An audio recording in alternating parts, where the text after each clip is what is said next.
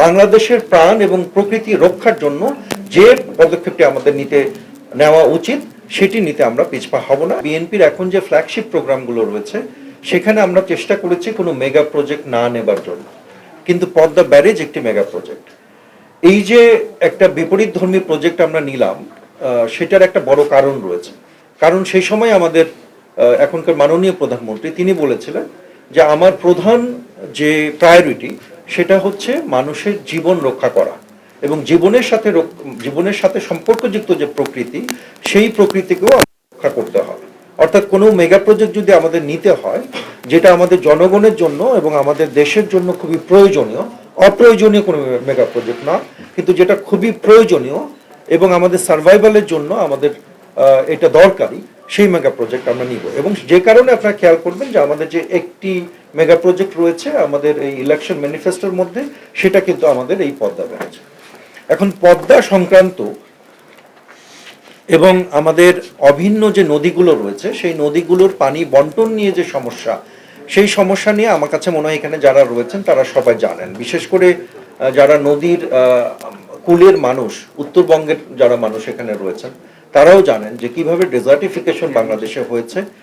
শুধু পানির অভাব না, সেটার সাথে সাথে সেটা কিভাবে আমাদের ইকোলজির ওপরে প্রভাব ফেলেছে, আমাদের ফিশারিজের উপরে, আমাদের হচ্ছে ফসলের যে প্রোডাকশন সেই উৎপাদনের উপরে প্রভাব ফেলেছে এবং পুরো দেশের অর্থনীতির উপরে একটা প্রভাব ফেলেছে। এখন এতদিন ধরে আমরা যেভাবে নদীর পানি বন্টন এবং পানি সমস্যার যে সমাধান করার কথা চিন্তা করেছিলাম সেটা অনেকটা ডিফেন্সিভ।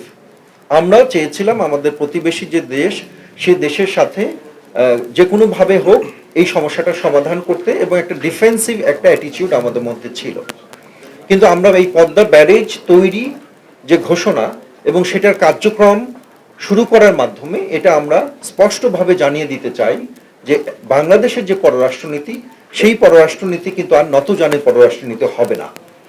বাংলাদেশের যে পানি বিষয়ক যে আচরণ এবং পানির বন্টন বিষয়ক যে আমাদের অবস্থান, সেটা কিন্তু অন্য কোনো দেশের স্বার্থ অনুযায়ী আমরা সেই অবস্থান নিব না।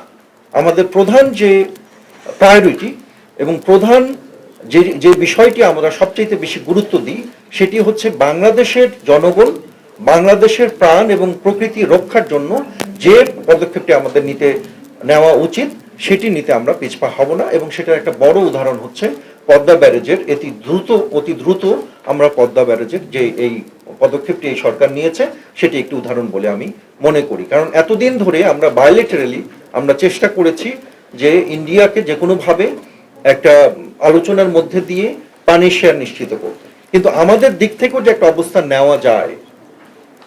আমাদের যেটা হয়েছে যে বর্ষাকালে একটা বিশাল পরিমাণ পানি ছেড়ে দিয়ে আমাদের দেশের একটা বড় অংশ আমরা পানিতে ডুবে যায়, আবার যখন আমাদের পানি সবচেয়ে বেশি প্রয়োজন তখন আমরা পানি পাই না। অর্থাৎ সবসময় আমাদের লোয়ার রিপেরিয়েন্ট কান্ট্রি হিসেবে আমাদের নির্ভরশীল থাকতে হয়েছে আমাদের আপার রিপেরিয়েন্ট কান্ট্রির উপরে।